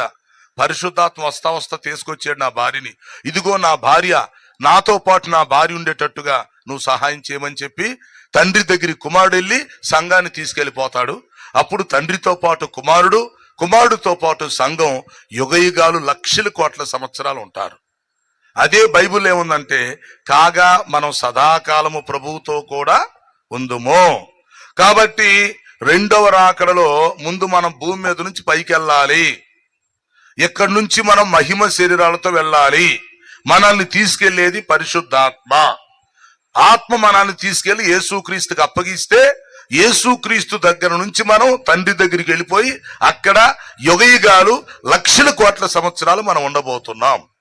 అందువల్ల ప్రియులారా, ప్రతి ఒక్కళ్ళు గుర్తుపెట్టుకోండి, ఒకళ్ళతో ఒకళ్ళు చెప్పుకోండి. మీరు కూర్చున్నప్పుడు ఒకళ్ళతో ఒకళ్ళు మాట్లాడుకోండి. భార్యాభర్తలు పనుకున్నప్పుడు మాట్లాడుకోండి ఈ విషయాలు. మీ చిన్నపిల్లలకు చెప్పండి, మీ యవనస్తులకు చెప్పండి. అరే, రాకడ వచ్చేస్తుంది, రాకడ గుర్తులు వస్తున్నాయి, జరుగుతున్నాయి. ఈలోపు బోరోదబడిద్ది. మరి బోరోదబడితే పరిశుద్ధాత్మ వెళ్ళిపోతాడు. పరిశుద్ధాత్మ కొంతమందిని తీసుకెళ్ళిపోతాడు. ఆయన నన్ను కూడా తీసుకెళ్ళాలి. అది నా కుటుంబాన్ని తీసుకెళ్ళాలి, మా సంఘాన్ని తీసుకెళ్ళాలి, మా సర్కిల్ని తీసుకెళ్ళాలి. తీసుకెళ్లాలంటే మేము పరిశుద్ధంగా బ్రతకాలి. మనం పరిశుద్ధాత్మకి ఇష్టంగా ఉంటే ఆయన మనల్ని తీసుకెళ్తాడని మనం ఒకరితో ఒకరు చెప్పుకుంటూ ఉండాలి. ఎప్పుడన్నా కూర్చున్నప్పుడు, నడుస్తున్నప్పుడు ఇదే సబ్జెక్ట్ మాట్లాడుకోవాలా.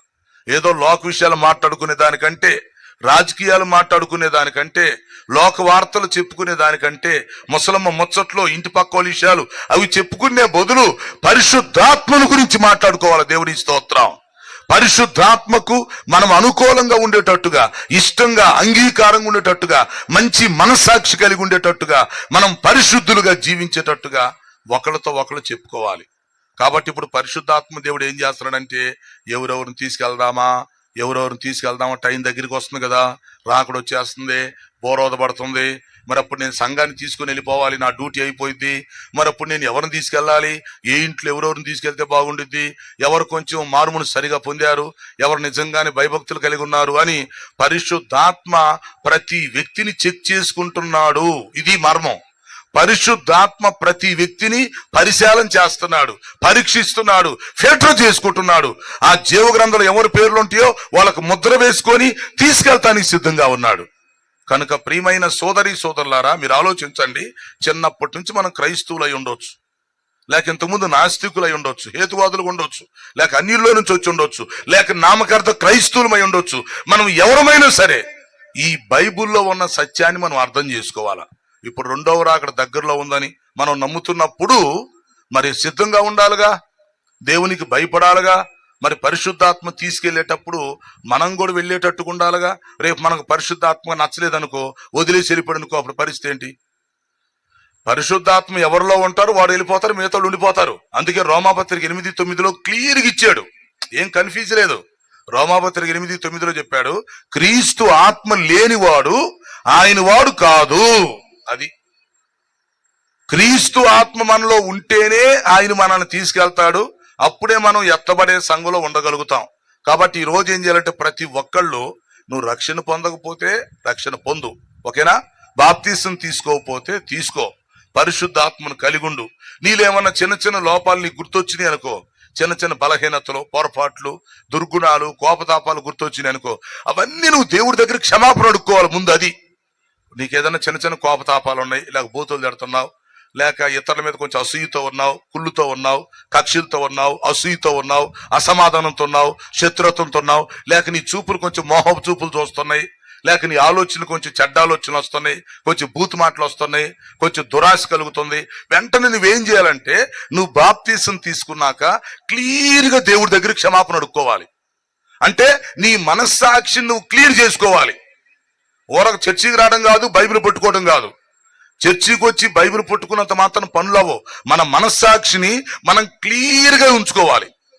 చిన్న పొరపాటు మనకు గుర్తొచ్చినా కూడా, ప్రభా నేను కొంచెం కోపపడుతున్నట్టున్నాను, క్షమించి కోపం తీసేయి. అప్పుడప్పుడు బూతులు వస్తాను నీ నోట్లో గుండా, క్షమించి తీసేయి. నేను కొంచెం ఇతరుల మీద గర్వంగా ఉంటున్నాను, క్షమించు. కొంచెం అసూయగా ఉంటున్నాను, క్షమించు. లేదు, కొంచెం పాత శత్రుత్వం నాకుంది, తీసేయి. కొంచెం నాకు పొగరున్నట్టు అనిపిస్తుంది, తీసేయి. నాకు కొంచెం దురలవాట్లు ఉన్నాయి, తీసేయి. నాకు కొంచెం స్మోక్ ఉంది, లేక డ్రింక్ ఉంది, తీసేయి నాయన. లేక నేను సోమరిగా ఉన్నాను, నిద్రపోతుకున్నాను, తిండిపోతుకున్నాను, క్షమించు, తీసేయి. అంటే ఏదైతే మనలో చిన్న లోపం కనిపిస్తుందో దాన్ని దేవుడి దగ్గర సారీ చెప్పాలి. అది గొప్పతనం. దాన్ని దేవుడి దగ్గర ఒప్పుకోవాలి. మనం చిన్నపిల్లల లాంటి మనస్తత్వం కలిగి దేవుడి దగ్గర ఒప్పుకోవాలి. అప్పుడు పరిశుద్ధాత్మ ఏం చేస్తాడంటే, ఒరే ఈ వ్యక్తి నిజంగానే పశ్చాత్తాపడుతున్నాడు, నిజంగానే సారీ చెప్పాడు, మరి జీవితాన్ని మార్చుకున్నాడు గనక ఇతనికి ముద్ర వేయటం మంచిది, ఇతనికి రేపు మహిమ శరీరం ఇవ్వటం మనం మంచిదే, ఇతను రేపు మనం పరలోకం తీసుకెళ్లొచ్చు, ఇతన్ని ఎత్తబడే సంఘంలోకి తీసుకెళ్లొచ్చు అని పరిశుద్ధాత్మ దేవుడు మన గురించి ఆలోచిస్తాడు. అది పరిశుద్ధాత్మకి ఎవడు నచ్చుతాడో వాడిని తీసుకెళ్తాడో, మిగతా మొత్తం భూమి మీద ఉంటారు. అది గుర్తుపెట్టుకోండి. ఎవడు చెప్పిన బోధలు నమ్మగాకండి, ఎవరు ఏ బోధలు చెప్పిన మీరు నమ్మొద్దు.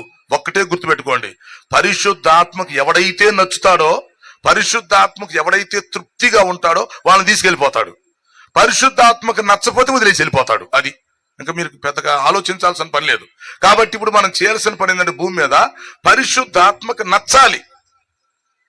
ఎందుకంటే ఆయన పెండ్లి పెద్ద కాబట్టి, పెండ్లి కుమార్తెని ఎంట పెట్టుకొని తీసుకెళ్లేది ఆయనే గనక మనకు మహిమ శరీరాన్ని ఇచ్చేది ఆయనే. మేఘాల మీద తీసుకెళ్లి మధ్యాకాశాన్ని తీసుకెళ్లి యేసుక్రీస్తు వారి చేతిలో మనల్ని పెట్టేది ఆయనే. కాబట్టి ఈ పరిశుద్ధాత్మకు మనం వ్యతిరేకంగా జీవిస్తే, మన మనస్సాక్షిని వాత వేసుకుంటే, ఆదివారం చర్చిలో కొట్టి గాలికి తిరుగుతూ ఉంటే పరలోకి వేడి తీసుకెళ్తాడు. ఆదివారం ఆరాధన మానేసి దరిద్రంగా ఇంట్లో పని ఉంది, పొలంలో పని ఉంది, వ్యవసాయం ఉంది, వ్యాపారం ఉంది, సెలవు లేదని చర్చి అగ్గొడితే చర్చికే రానోడు పరలోకి ఓడిస్తాడు. భూలోకంలో చర్చికే రానోడికి పరలోకి ఎవడిస్తాడు? ఆదివారం ఆరాధనకు రానోడిని పరలోకి ఎవడు తీసుకెళ్తాడు? అందుకు నేను ఎప్పుడు చెప్తుంటా, చర్చిలో సెట్ అయితేనే పరలోకలు ఫిట్ అవుతావు. చర్చిలో సెట్ కానోడు పరలోకలు ఫిట్ కాడు, గుర్తుపెట్టుకోండి. కాబట్టి ఇక్కడ సెట్ అవ్వాలి, నీ బుద్ధి ఇక్కడ మారాలి. ఆదివారం ఇక్కడ నువ్వు సెలవు పెట్టాలి, నోరు ముచ్చుకొని నువ్వు ఆరాధనకు రావాలి, దైవ సేవకుడికి లోబడాలి, వాక్యం చెప్పినట్టు వినాలి, నీ మనస్సాక్షిని శుద్ధి చేసుకుంటుండాలి. చిన్న పొరపాటున్నా కూడా దేవుడి దగ్గర కన్నీరు గార్చి సారీ చెప్పుకోవాలి. అలా నిన్ను నువ్వు పరిశుద్ధపరుచుకుంటుండాలి, వాక్యం ప్రకారం జీవించాలి. ఎవడు దూషించిన నువ్వు పట్టించుకోకూడదు, ఎవడు నిన్ను ఏమన్నా పట్టించుకోకుండా నువ్వు పరిశుద్ధంగా సమాధానంగా ఉంటే, నువ్వు ఎప్పుడైతే పరిశుద్ధాత్మకు నచ్చుతావో అప్పుడు నీకు ముద్రపడిద్ది. దేవుడికి స్తోత్రం. అప్పుడు నీకు ముద్రపడిద్ది. అప్పుడు పరిశుద్ధాత్మ నిన్ను ఫిల్టర్ చేసుకుంటాడు. అప్పుడు ఏం చేస్తాడు? ఆ సంఘాన్ని తీసుకెళ్లేటప్పుడు నిన్ను కూడా తీసుకెళ్లిపోతాడు. నువ్వు కూడా ఎత్తబడే సంఘంలో వెళ్ళిపోతావు. ఆటోమేటిక్ గా బోర ఓదబడిన వెంటనే నీ మట్టి శరీరం పోయి నీకు మహిమ శరీరం వచ్చిద్ది. నువ్వు భూలోకాన్ని ఖాళీ చేస్తావు, పరిశుద్ధాత్మని తీసుకెళ్లి మధ్యాకాశంలో ప్రభువుకు అప్పగిస్తాడు. కాబట్టి ప్రియులారా, ఒకవేళ ఇంతకు ముందు మనకి ఇదంతా తెలిసి ఉండకపోవచ్చు, ఇంత లోతుగా మనకి ఎవరు చెప్పుండకపోవచ్చు, ఈ మర్మాలు మనకు అర్థమై ఉండకపోవచ్చు. కానీ ఇప్పుడు మనం అంచి దినాల్లో ఉన్నాం గనక ఇంతకు ముందులాగా మోసపోవద్దు, ఇంతకు ముందులాగా నష్టపోవద్దు, కన్ఫ్యూజ్ అవ్వద్దు. నువ్వు వెనకబడాల్సిన అవసరం లేదు, సంఘానికి దూరంగా ఉండాల్సిన పని లేదు, లోకంలో కలిసిపోవాల్సిన పని లేదు. ఈ రోజైనా నువ్వు పశ్చాత్తాపడి, నాయనా నేను ఎత్తబడే సంఘంలో ఉండాలనుకుంటున్నాను, నేను పెండ్లి కుమార్తె సంఘంలో ఉండాలనుకుంటున్నాను, నేను పరిశుద్ధంగా ఉండాలనుకుంటున్నాను, నా హృదయంలోకి రండి, నా ఇంట్లోకి రండి, నువ్వు కార్చిన రక్తంలో నన్ను కడిగి శుద్ధీకరించండి. ఇప్పటి వరకు నామకార్థ క్రైస్తవుణ్ణి, ఇక నుంచి నిజ క్రైస్తవుడుగా బ్రతుకుతాను. ఇప్పటి నుంచి పాత జీవితం, ఇప్పుడు కొత్త జీవితం జీవిస్తాను. ఇప్పటి వరకు మూఢనమ్మకాలు, చాదస్తం, ఇంతకు ముందు దురలవాట్లు మొత్తం మానేస్తాను. ఇప్పుడు నీకు ఇష్టంగా నేను జీవిస్తానని ఎప్పుడైతే నువ్వు దేవుడి దగ్గర ఒక ప్రమాణంగా చేసుకుంటావో, ప్రార్థన చేసుకుంటావో, తీర్మానం తీసుకుంటావో, అప్పుడు పరిశుద్ధాత్మ ఆలోచిస్తాడు, ఓహో ఈ వ్యక్తిని మనం తీసుకెళ్ళొచ్చు, ఎందుకంటే ఈ వ్యక్తిలో మార్పు వస్తుంది, ఈ వ్యక్తి హృదయం మారింది, బుద్ధి మారింది, కాబట్టి ఇతనికి మనం మహిమ శరీరం ఇవ్వచ్చు, ఇతన్ని ఎత్తబడే సంఘంలో తీసుకెళ్లొచ్చు, నో ప్రాబ్లం, పర్వాలేదు, ఇతను మనం పరలోకం తీసుకెళ్లొచ్చు అని అప్పుడు పరిశుద్ధాత్మ నీ గురించి ఆలోచించుకుంటాడు, నీ గురించి తృప్తి పడతాడు. పరిశుద్ధాత్మ ఎవరినైతే ఇష్టపడతారో వారందరినీ ఎత్తబడే సంఘంలో తీసుకెళ్లిపోతారు, మిగతా వాళ్ళు విడిచిపెట్టబడే గుంపులో ఉంటారు. కాబట్టి రేపు రాకడ దగ్గరలో ఉంది, సంఘం ఎత్తబడుతుంది, పరిశుద్ధాత్మ తీసుకెళ్లిపోతాడు, ఎడవబడ్డ వాళ్ళు శాపగ్రస్తులు అయిపోతారు, 7 ఏళ్ల శ్రమలకు గురైపోతారు, అంత్యక్రీస్తు చేతుల్లో పడిపోతారు, హతసాక్షులుగా చంపబడే పరిస్థితి వస్తుంది, 666 ముద్ర వేయించుకోవాలి, భయంకరమైన హింసలు వస్తాయి.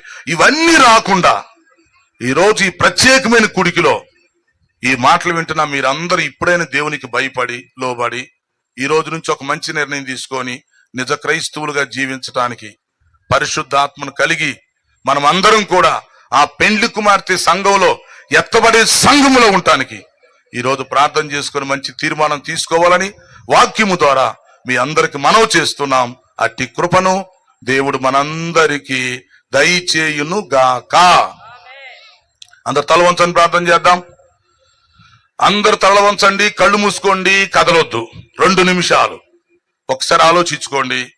పరిశుద్ధాత్మ తిరుగుతున్నాడు, అటు ఇటు సంచరిస్తున్నాడు. ఆయన ఇప్పుడు ఎవరెవరు పేర్లు జీవగ్రంథంలో ఉన్నాయా చూసుకుంటున్నాడు. ఎవరెవరిని తీసుకెళ్దామా, ఎవరెవరికి ముద్రేద్దామా ఈ ఆలోచనతో ఉన్నాడు. మరి ప్రియమైన తమ్ముడు, తల్లి, బాబు, పరిశుద్ధాత్మ నిన్ను చూసినప్పుడు నువ్వు ఇష్టంగా ఉన్నావా? ఆయనకి నీ మనస్సాక్షి మంచిగా ఉందా చూసుకో. చిన్న చిన్న పొరపాట్లుంటే దేవుడి దగ్గర సారీ చెప్పుకున్నావా? యథార్థంగా బ్రతుకుతున్నావా? రాకడ కొరకు సిద్ధపడుతున్నావా? లేకపోతే ఇప్పుడన్నా ప్రభు దగ్గరికి రా.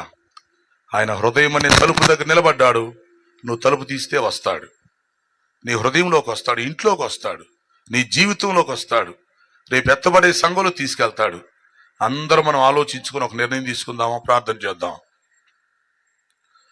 హృదయమనెడు తలుపు నోద యేసునాదుండు. హృదయమనెడు తలుపు నోద యేసునాదుండు. నిలచి సదయుడగుచు తట్టుచుండు సకల విధములను. నిలచి సదయుడగుచు తట్టుచుండు సకల విధములను.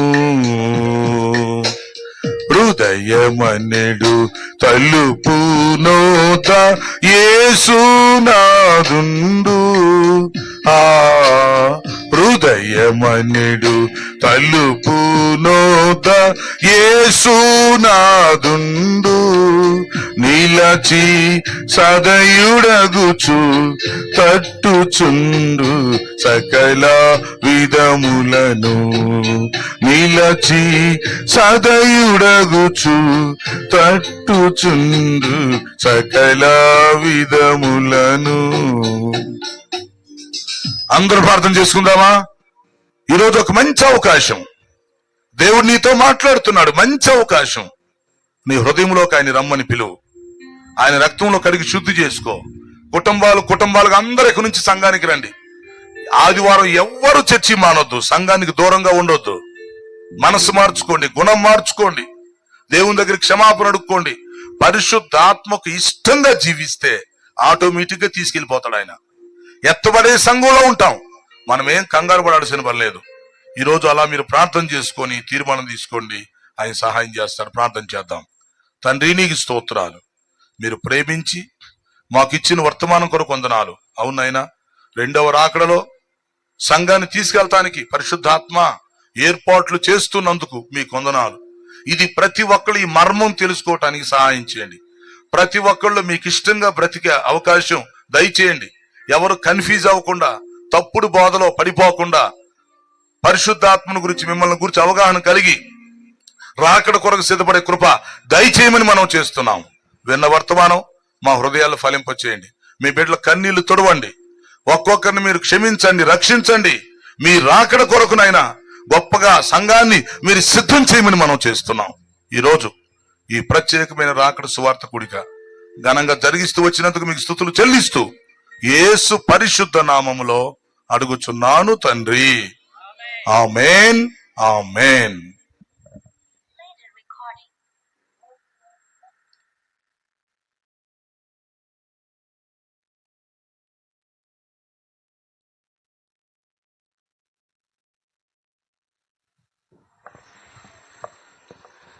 ప్రభు నందు ప్రియమైన సంఘస్థులారా, దేవుని బిడ్డలారా, దేవుని వర్తమానం పరిశుద్ధాత్మ దేవుడు తన సంఘాన్ని తీసుకెళ్ళడానికి, సిద్ధంగా ఉన్న వారిని తీసుకెళ్ళడానికి ఆయన సిద్ధంగా ఉన్నాడు. లోకములో ఉండగానే, సంఘంలో ఉండగానే అందరూ కూడా సిద్ధపడాలని ప్రభు పేట మనవి చేస్తూ వాక్యాన్ని చక్కగా వివరించారు. ఎవరైతే సిద్ధపాటు లేదో వారు విడువబడతారు. పరిశుద్ధాత్మ దేవుడు వారిని తీసుకెళ్ళడు. కాబట్టి ప్రతి ఒక్కరు కూడా భయముతో, భక్తితో వినయ విధేయతలతో దేవుణ్ణి ఆరాధించి గణపరిచి అపోస్తల బోధ ఎందును సహవాసమందును రొట్టె విరుచుటి ఎందును ప్రార్థన చేటి ఎందును ఎడతెగక ఉంటూ ఎత్తబడే సంఘంలో బిడగా ఉండాలని ప్రభు పెట్టవారు తెలియజేశారు. చక్కని వర్తమానం అందించినటువంటి రెవరెండ్ డాక్టర్ ఐజీ గారికి హృదయపూర్వక వందనాలు చెల్లిస్తూ ఉన్నాను. కొన్ని ప్రకటనలు గమనించండి. ఈ యొక్క కూడిక అయిన వెంటనే మరి సహోదరులు, అక్కడ వెనక కూర్చున్న సహోదరులు, ఇటు ఉన్న సహోదరులు పురుషులు మరి సేవకులకి పరిచర్య చేయాలా. మరి వేదిక మీద ఉన్నటువంటి సేవకులకి అందరూ కూడా ఎవరు ఇళ్ళకి వెళ్ళొద్దు, సహోదరులు అందరూ ఉండాలని ప్రభు పెట్ట మీకు మనవి చేస్తూ ఉన్నాం.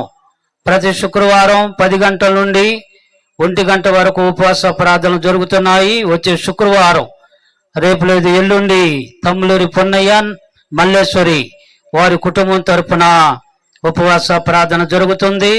అందరూ కూడా పాల్గొని దేవుని ఆశీర్వాదాలు పొందాలని మనవి చేస్తూ ఉన్నాం. సమయంలో నమ్ముల్ మాస్ గారు ఓ పాట పాడుతుండగా టేబుల్ తీయాలని మనవి చేస్తున్నాం. యవనస్తులు వచ్చి ఈ టేబుల్ తీయాలి. సహోదరులందరూ సిద్ధంగా ఉండాలని ఐజీ గారికి ఇచ్చిన సన్మానం ఉన్నది కాబట్టి సహోదరులు వచ్చి సెలవు కప్పాలని మనం చేస్తున్నాం. పాట పాడతారు నమ్ముల మాస్ గారు. టేబుల్ తీయండి.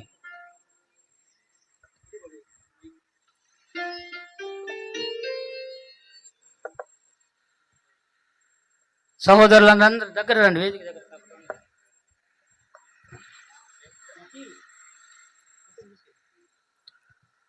యేసు నీవే కావాలయ్యా,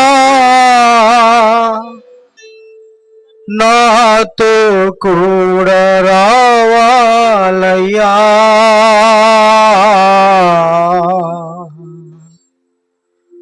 యేసు నీవే కావాలయ్యా,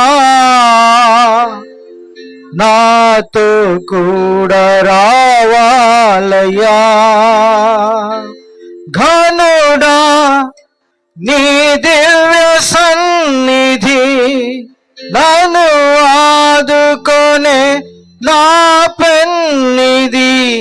నీవే కావాలయ్యా, నాతో రావాలయ్యా. నీవే కావాలయ్యా, నాతో రావాలయ్యా. యేసు నీవే కావాలయ్యా, నాతో కూడా రావాలయ్యా. యేసు నీవే కావాలయ్యా, నాతో కూడా రావాలయ్యా.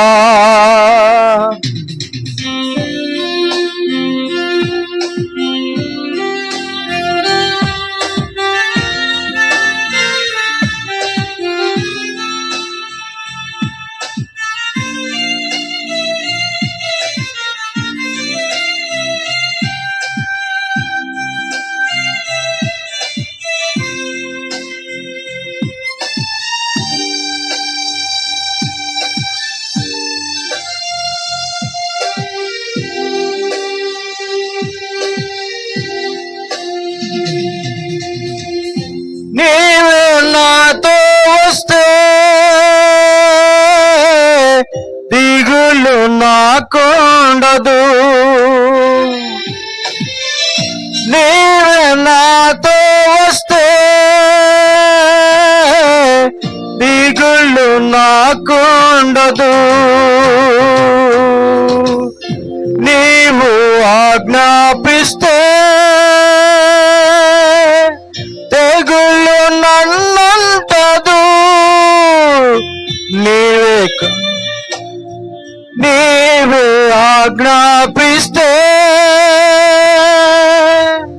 తెగులు నన్నంటదు. నీవే కావాలయ్యా, నాతో రావాలయ్యా. నీవే కావాలయ్యా, నాతో రావాలయ్యా. యేసు నీవే కావాలయ్యా, నాతో కూడా రావాలయ్యా. యేసు నీవే కావాలయ్యా, నాతో కూడా కూడా రావాలయ్యా.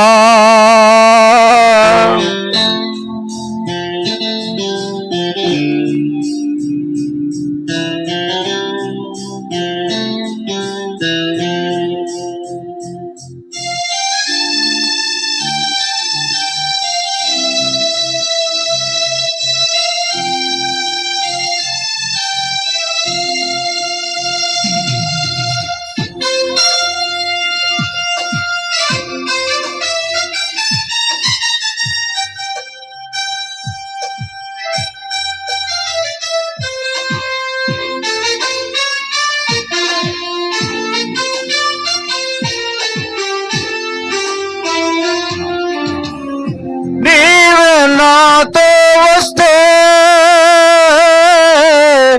కొరత నాకుండదు. నీవే నాతో వస్తే కొరత నాకుండదు. నీవే ఆజ్ఞాపిస్తే క్షయత నన్నుంటదు. నీవే ఆజ్ఞాపిస్తే క్షయత నన్నుంటదు. నీవే కావాలయ్యా, నాతో రావాలయ్యా. నీవే కావాలయ్యా, నాతో రావాలయ్యా. యేసు నీవే కావాలయ్యా, నాతో కూడా రావాలయ్యా. యేసు నీవే కావాలయ్యా, నాతో కూడా రావాలయ్యా.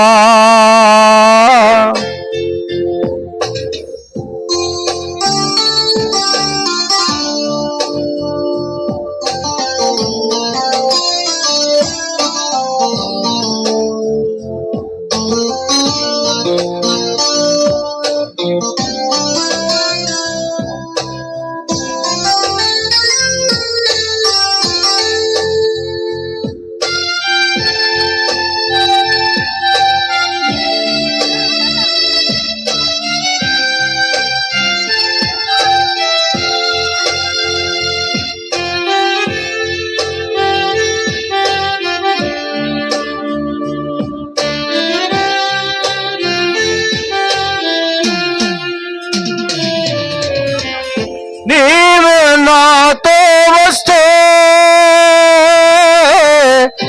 ఓటమి నాకుండదు. నీవే నాతో వస్తే ఓటమి నాకుండదు. నీవే ఆజ్ఞాపిస్తే చీకటి నన్నంటదు.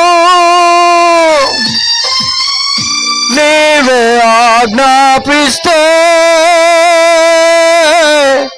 చీకటి నన్నంటదు. నీవే కావాలయ్యా, నాతో రావాలయ్యా.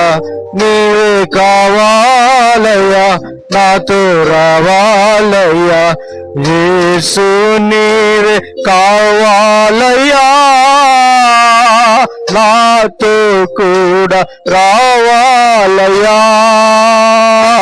యేసు నీవే కావాలయ్యా, నాతో కూడా రావాలయ్యా.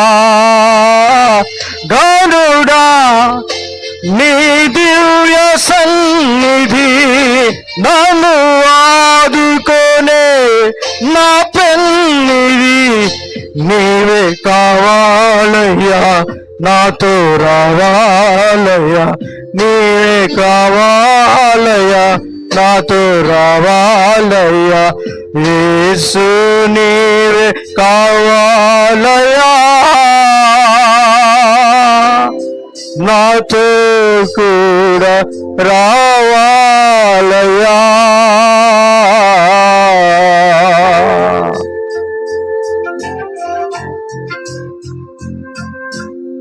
పాట పాడి వినిపించినటువంటి నమ్మల్స్ మాస్టర్ గారికి హృదయపూర్వక వందనాలు చెల్లిస్తున్న సహోదరులు త్వరగా వేదిక మీదకి రావాలని మనం చేస్తున్నాం. దైవజనులు మరి చక్కగా వాక్యాన్ని మనకు అందించారు. సహోదరులు వచ్చి మరి ఐజీ గారిని దైవజనులను సన్మానించవలసిందిగా త్వరగా రావాలా. ముగించుకుందాం. పైకి రండి సహోదరులు, రండి త్వరగా త్వరగా రండి సహోదరులు, రండి.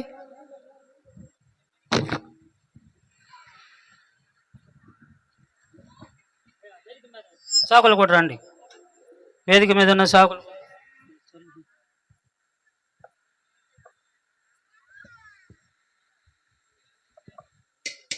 అందరు పట్టుకోండి.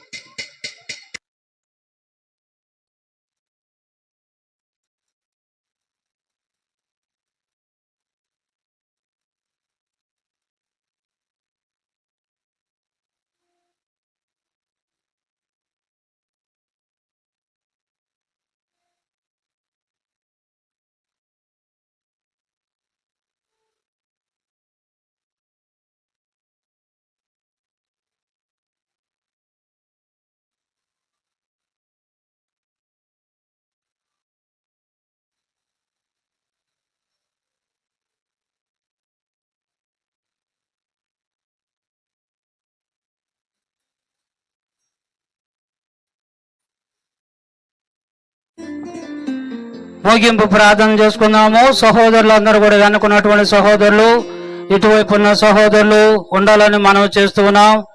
దైవజనులు వేదిక మీద ఉన్న వారికి దైవజనులకు భోజనాలు మనం వారికి పెట్టాలి కాబట్టి మీరు పరిచయం చేయాలి. వెనుకున్న సహోదరులు కూడా ఉండండి, ఇక్కడ ఉన్నటువంటి సహోదరులు కూడా ఉండాలని మనం చేస్తున్నాం. ముగింపు ప్రార్థన చేసుకుందాం. ఎంఎంయూపీఏ వైస్ ప్రెసిడెంట్ గారు అయినటువంటి శ్యామలారావు గారు వచ్చి ముగింపు ప్రార్థన చేస్తారు. తర్వాత దైవజనులు ఐజీ గారు మరి ఆశీర్వాదం ఇస్తారు. ప్రార్థన చేసుకుందాం. ఈ రాత్రి ప్రియమైన చెల్లి, ప్రియమైన తమ్ముడు, ప్రియమైన అక్క, దేవుని దాసుల ద్వారా శ్రేష్టమైన మాట్లాడినావు. పరిశుద్ధాత్మ దేవుడు గనక లెక్కలోనే ఉన్నావో లేదో, నీ పేరు పరిశుద్ధాత్మ దేవుడు రాస్తున్నాడో లేదో, రాసినటువంటి ఆ బుక్లోనే ఉన్నావో లేవో ఒకసారి జ్ఞాపకం చేసుకో. ఒకవేళ కనుక ఈ రాత్రి నిజమైనటువంటి మాటలు ఒకవేళ వ్యర్థంగా పాడు చేసుకుని, నీ జీవితాన్ని వ్యర్థంగా పాడు చేసుకుని, ఒకవేళ పరిశుద్ధాత్మ దేవుడు గనక రాసినటువంటి ఆ బుక్లో గనక ఆ యొక్క లేఖనంలో గనక లేకపోతే, ఆయన ముద్ర ఎగిపోతే గనక నిత్యత్వంలో ఉండలేవు. నిత్య నరకంలో ఉంటావు గనక ఆ నిత్యత్వంలో ఉండాలంటే ఇక్కడే ఆ పరిశుద్ధాత్మ దేవుడు నీ పేరుని ఆ జీవ గ్రంథంలో రాయినట్లుగా, ఆ ముద్ర వేయినట్లుగా ఈ రాత్రి నువ్వు తీర్మానం చేసుకో. దేవుని దాసులు ఎంతో భారము కలిగి లేఖనాలు మన మధ్యన స్పష్టంగా తెలియపరిచాడు పరిశుద్ధాత్మ దేవుడు. ప్రియమైన చెల్లి, ప్రియమైన తమ్ముడా, అక్క, అన్న, చెల్లి, ఇదిగో ఈ రాత్రి దేవుని దాసుల మీద ఎంతో భారభరితంగా ఇదిగో మాట్లాడిన మాటలు బట్టి, ఈ యొక్క ఒక్క దినాన్ని ఏర్పాటు చేసినటువంటి కూడికను బట్టి నిజంగా దేవుడు నీతో మాట్లాడాడు కదా. ఎందుకని వ్యర్థంగా పాడు చేసుకుంటా, సమయాన్ని పాడు చేసుకుంటా, మందిరానికి రాకుండా ఉంటావు, లోకానుసారంగా జీవిస్తావు, లోకానుసారంగా ప్రవర్తిస్తావు, ఇంకా ఉద్దేశంలో ఉంటే గనక ప్రియమైన చెల్లి, ప్రియమైన తమ్ముడా, ఒకసారి జ్ఞాపకం చేసుకో. సిద్ధపడు, అన్ని విడిచిపెట్టు. పరిశుద్ధాత్మ దేవుని పేరు మంచిగా రాస్తాడు. ప్రార్థన చేసుకుందాం. ప్రేమగల తండ్రి, దయగల మా ప్రభువానికి స్తోత్రాలు చెల్లిస్తున్నాం. నీ దాసుని ద్వారా ప్రభువా నాతో, మాతో, అందరితో మీరు మాట్లాడారు. అందరి బట్టి మేము స్తుతించుకుంటున్నాం ప్రభువా. గొప్ప దేవుడా, నీకు వందనాలు. ఈరోజు విత్తబడిన ప్రతి మాట కూడా ప్రభువా నా మా హృదయాల్లో నీరు కట్టి ఫలింపు చేయండి. అలాగే ప్రభు ఈ శబ్దం ద్వారా ఎంతమంది అయితే ప్రభువా నీ మాటలు వింటున్నారో ప్రభువా వారందరూ కూడా ప్రభువా పరిశుద్ధాత్మ దేవుడు నా పేరు రాస్తాడని ఒక ఆలోచన, ఆత్మ ప్రేరేపణ కలిగి నడుచుకునే కృపను దయచేయమని. ఎవరో కూడా ప్రభువా తన జీవితాన్ని వ్యర్థంగా పాడు చేసుకుండా నీ సన్నిధికి వచ్చి రక్షింపబడి ప్రభువా నీ దాసుని మాట్లాడిన ప్రతి మాట కూడా నీరు కట్టి ఫలింపు చేయమని, ఈ ఒక్క రాత్రి ప్రభు విన్నటువంటి ఆ మాటలు మా అందరి హృదయాల్లో నీరు కట్టి ఫలింపు చేయమని, సంఘ సరిహద్దులు విశాలపరచండి, సంఘాన్ని బలపరచండి. నీ దాసుని ప్రభువా మరి అయా స్థానిక సంఘ కాపరి గారు ఎంతో భారము కలిగి ప్రభా సువార్త ప్రకటించాలనే ఉద్దేశంతో ప్రభా ఈ భారమైనటువంటి పరిచర్య నీ దాసునికి అప్పగించినందుకు నీకు వందనాలు స్తోత్రాలు చెల్లించుకుంటూ సమస్త మహిమ మీరే ఆరోపించుకోమని యేసుక్రీస్తు సర్వాధికారి నామములో స్తుతులు చెల్లించి ప్రార్థన చేసి అడిగి వేడుకుంటున్నాం మా పరమ తండ్రి. ఆమేన్. వీళ్ళ ఆశీర్వాదం తీసుకుందాం. తండ్రి కుమార పరిశుద్ధాత్మ త్రియేక దేవుని దీవెన దైవ సేవకుని కుటుంబమునకు, స్థానిక సంఘమునకు, చేరి వచ్చిన ఈ ప్రాంత దైవ సేవకులకు, ఈ ప్రాంతవాసులందరికీ నిరంతరం తోడై నడిపించును గాక. ఆమేన్ ఆమేన్. ఆశీర్వాదముల్ మా మీద వర్షింపచేయుమేషా, ఆశతో నమ్మియున్నాము నీ సత్య వాగ్దత్తము. ఈ మాగి మీద కృమ్మరించుము దేవా, క్రమ్మర ప్రేమ వాచాముల్ కృమ్మరించుము దేవా, కృమ్మరించుము దేవా, కృమ్మరించుము దేవా. ప్రభు అయిన యేసుక్రీస్తుకి అందరూ, ప్రభు అయిన యేసుక్రీస్తుకి, రాజాతి రాజుకి, ప్రభుల ప్రభుకి అందరికీ వందనాలు. కూడిక ముగించబడింది.